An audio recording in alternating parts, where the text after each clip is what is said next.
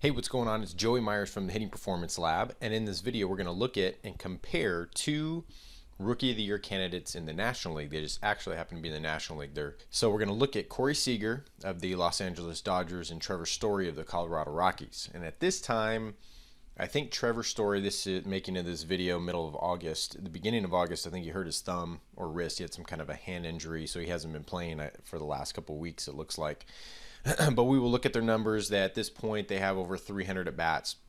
And in this video, we're going to look at some of the metrics, comparing the metrics quickly, and then we're going to look at with each hitter. We're going to see how they apply certain principles that we talk about at the Hitting Performance Lab, how they do with pitch plane domination, with using the Catapult Loading System, and using reaction time mastery element. We'll kind of interweave in some of the adjustments that they make, because we see a couple of these videos on home runs are one's on a fastball, one's on a curveball, so we get to see some adjustments that happen that some of these hitters are using. So first, let's start off with Corey Seager and look at some of the metrics. This is on fangraphs.com, and I'll draw your attention first of all to his height and weight. So he's a decent sized hitter, 6'4", 215. Now, he doesn't weigh a ton, but he's pretty tall. And if we come down and we look at some of his stats from this year, last year he played, but he only had 113 plate appearances. But he's got about 500 right now, and you can see he's got about 21 homers in the middle of August. His batting average on balls in play is pretty impressive, 348. That's pretty high. That's loosely measured how hard they hit the ball. Anything over 300 is pretty good. He's got a 309 average. And if we look at his Ks, walks right here, 37 to his Ks, which is 92. It's not bad. It's about a third or so walk to Ks. Last metric I want to look at is ground ball, line drive percentages. And these are actually both hitters, Trevor Story and Corey Seager, kind of diverge quite a bit from these. You see a lot more consistency in Corey Seager. You don't blame Trevor Story because he's hitting in Colorado, so he's trying to get the ball in the air. What you see here is a 22.7% line drive rate, which is pretty high. Ground ball percentage, 46%, which is around average. Fly ball percentage, 31.2. I think that's a slightly below average. And home run to fly ball rate is not too bad. It's actually, I think, double than average, 18.4. I think average is around 9.5%. So if we look over at Trevor Story now, look at his picture. If we come to the top, again, draw your attention to height and weight. He's 6'1", 175, so he's a lot smaller than Corey Seager. If we look at some of his kind of snapshot of his stats here, this year, so we have 415 plate appearances, so they have about similar plate appearances, but he's got 27 homers. He's got a little bit more than Corey Seager. And then if we look at his strikeouts to walks, he's got a lot. Let's see here, we go 130 strikeouts to 35 walks. So you can see Corey Seager is a little bit better if we're looking at plate discipline. Just kind of raw numbers there, just general numbers. But if we come down and we start to look at line drive percentage, ground ball percentage, all this stuff here. So in 2016, you have a 23.6% line drive percentage, which was slightly above, I'm pretty sure, 22.7. Yeah, Corey Seager. And then we look at ground ball percentage is way below average and well below Corey Seager's 29.3. Corey Seager's was 46%. So Trevor, we definitely know what he's not trying to do. He's not trying to hit the ball on the ground. Again, he's in Colorado, so I don't blame him. Fly ball percentage is 47.1, where Corey Seager, 31.2. And then the home run to fly ball ratio we have here at 23.7 for Trevor Story, and Corey Seager is at 18.4. So definitely Trevor Story is trying to get the ball in the air a lot more, trying to hit less ground balls. And again, we probably don't blame him playing in Colorado. You know, you got the thin air up there. All right, before we start digging into a lot of the HPL elements, first I wanted to show you, check out the hands here, the grip. Everybody talks about this door-knocking knuckle grip, right? This isn't a door-knocking knuckle grip. You can see his door knockers over here and over here. This is almost even more of, I guess, what people call a gorilla grip. It's not what I call a gorilla grip. Gorilla grip for my hitters is laying the handle of the bat in the middle of the hand, so at the bottom of the fingers, at the top and the meat of the hand, in both hands. And so you can see he's not really, maybe he's lining up these knuckles, the big with the door knockers.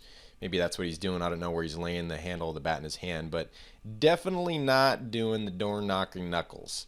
So let's take a look at Corey Seager first, and we're going to look at just some of the elements we can from this pitcher's view. This is a 91-mile-an-hour fastball that he hit down in the middle part of the plate.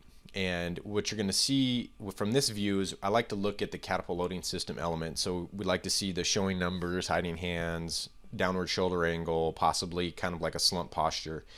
This is a great view for that. And what you're going to see is you're going to see this kind of protraction of the front shoulder of his right shoulder. So you're going to see that front shoulder come in and down a little bit. He doesn't get a huge downward shoulder angle, not like maybe like an Adrian Gonzalez or Robbie Cano, but you get a slight downward angle here. But he definitely is coming in and showing his number. He's got that number 5, looks like back there, and you can see him come here. You can see his numbers more. You can see the back shoulder, his left shoulder and arm retract versus protract. So when we're in the frontal plane, we're sideways, and we're trying to go into more of the transverse plane or the twisting plane. We have to protract, retract one shoulder over the other. So the front one, that's what I say, showing the numbers to my kids.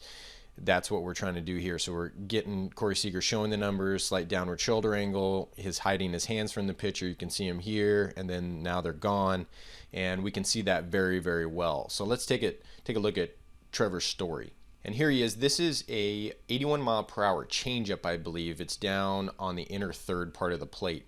So there is some timing stuff here that he is a little out in front, but we'll go over those elements in the pitch plane domination side. But what you're going to see is now you have to keep in mind that the cameras at MLB ballparks are biased towards the right side or the left side of the field, depends on how you're looking at it, but biased towards right-handed hitters. So you're going to see them showing the numbers even though maybe they might not be if the camera were straight up center field. So it's a little biased. It's off center, more towards left field, left center field. We do see a change in the difference of where he's at here from where he starts to where he ends up. You can see that 27 as clear as day versus here, right? So he's definitely showing his numbers. You see a slight downward shoulder angle here, which again, we see the front shoulder coming in and down, but we don't necessarily see the back shoulder retracting or hiding the hands. They kind of hide behind his head, but he's not really hiding his hands, which is something that he probably can maybe get a little bit better at. But you see the showing numbers, downward shoulder angle. You don't see him really hiding hands as much as you see Corey Seager. And the other thing that you do see with Trevor Story here is you see him rounding his back or getting into what I call a hunched posture. And it's a lot easier, a lot safer on the spine, and it will actually give you, I did a ZEP experiment where we had a hunched posture versus a regular straight posture, which you see more with Seager here. You see the back, you see the hip hinge, but you see more of a straighter back. You don't see as much, or a neutral spine, I guess, as you see more of a hunch, kind of like a Hunter Pence. It actually gave, in the experiment, there was really no change except for the barrel launch angle or the attack angle, which was actually a positive 4 degrees. So it added 4 degrees to the launch angle, which is a good thing because you want to have a positive launch angle if you want to hit more, if you want to get that 10-degree launch angle where you start getting line drives.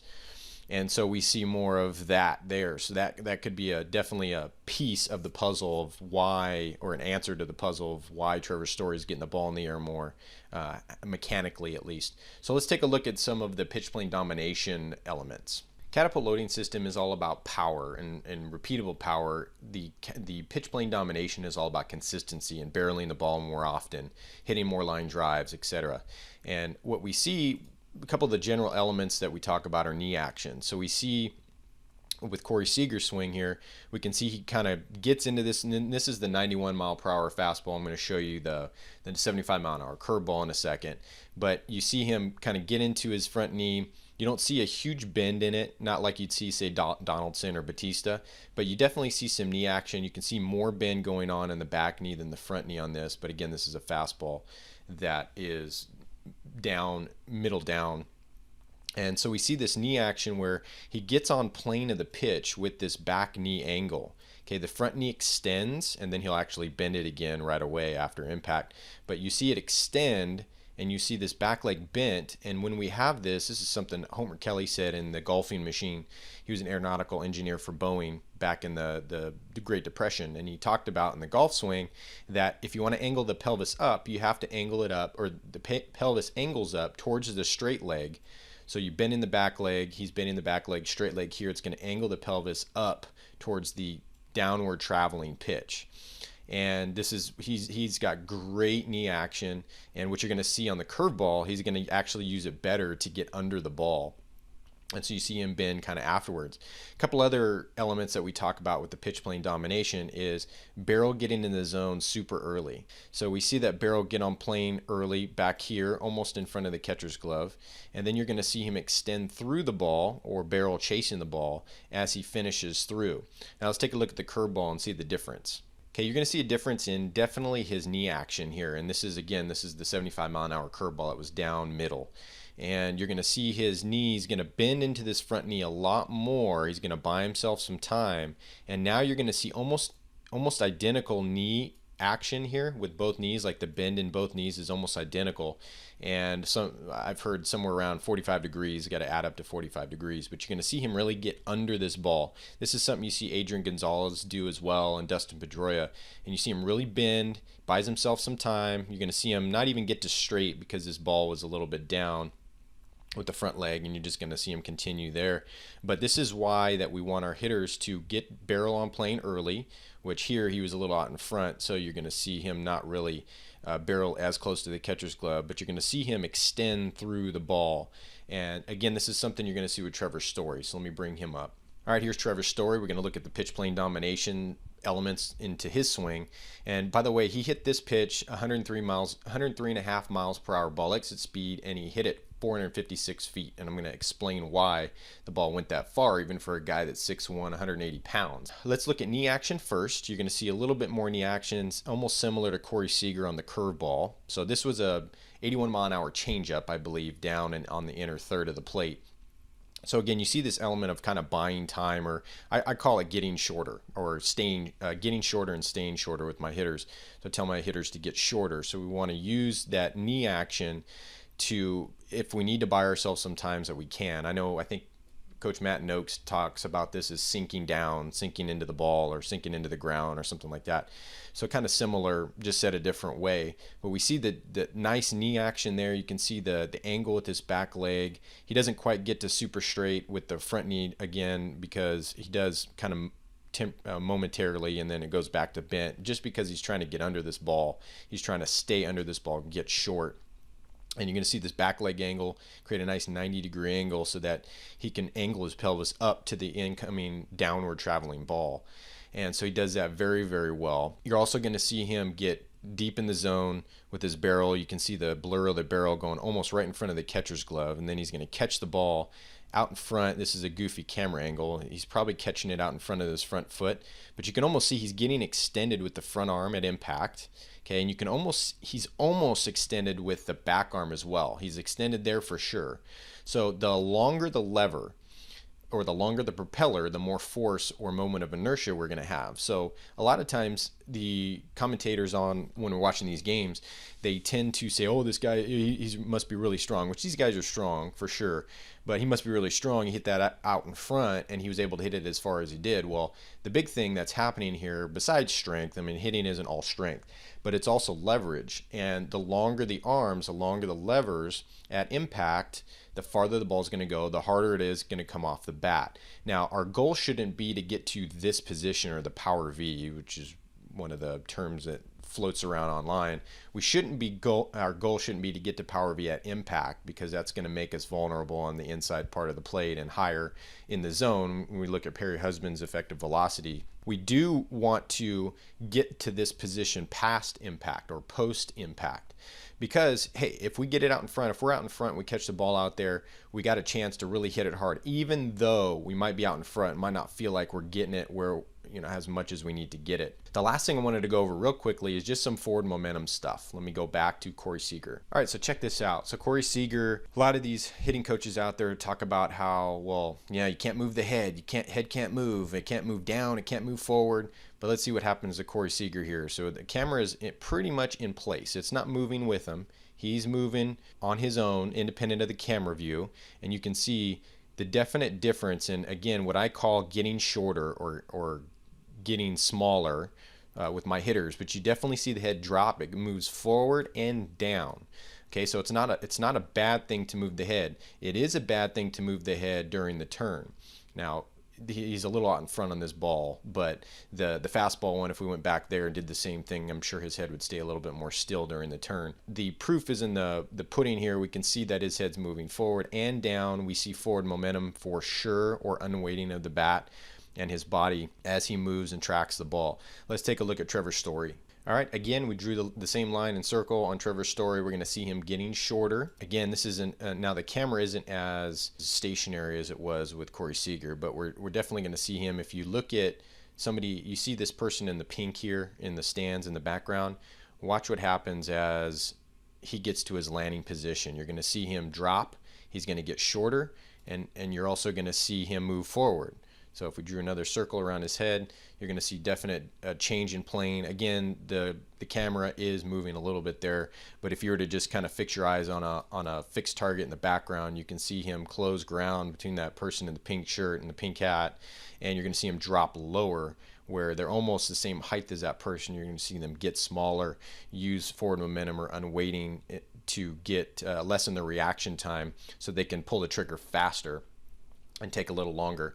So you saw some of the adjustments that were made on a fastball versus a changeup or a curveball. Typically what you see is you see that knee bend really helps to build in a defense mechanism against off-speed and breaking balls. And it seems counterintuitive to most coaches to say, well, you're moving forward, you're bending your knee, you're lunging, which they call lunging. Actually, lunging, I would say, would be if you continued to keep the knee bent and you kept coming forward, where this back leg almost goes to straight and this knee becomes really bent and or butt goes out. That's usually what lunging is during the turn versus getting to landing. Getting to landing, that knee can be bent, and that's what we see here. It's what we see with any explosive rotational athlete.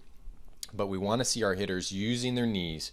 We want to see our hitters getting barrel in the zone early, like Trevor's Story here. You want to see our hitters get extended through impact or post-impact, because that's going to give us a larger margin for error. Barrels in the zone longer here. We want to make sure that we have this built into the swing, because hitting is hard enough, and if we're just swinging down on the ball or even uppercutting, extreme uppercutting isn't good, because now we're only getting in, our barrel's only in that plane for a short amount of time. We want to try and match that plane, if not be slightly below it, in order to get the ball in our 10-degree plus range of attack angle. We also saw both hitters use some combination of the Catapult Loading System, where you saw them showing the numbers, downhill shoulder angle, hiding hands, maybe a hunch posture. And we saw the grip with Corey Seager really wasn't what is being taught, so you don't see this there. We saw some forward momentum, and we saw hitters getting shorter, making adjustments. So I hope this video helped out a little bit to show a couple Rookie of the Year hitters that are, as long as they stay healthy, are probably going to do some big things in their upcoming year. Make sure that we're swinging smarter by moving better. And before I let you go, the Hitting Performance Lab wants to know, did you know that reducing ground balls and swing and miss strikeouts has less to do with hand path and more to do with knee action? Have you ever heard, finish taller? To drive the ball, you have to uppercut. Well, we created a free video revealing the results of a scientific study that showed a reduction in ground balls of 27% and an increase in productive balls in the air of 24% over 200 swings without messing with hand path. Click here now to get the video while it's still free.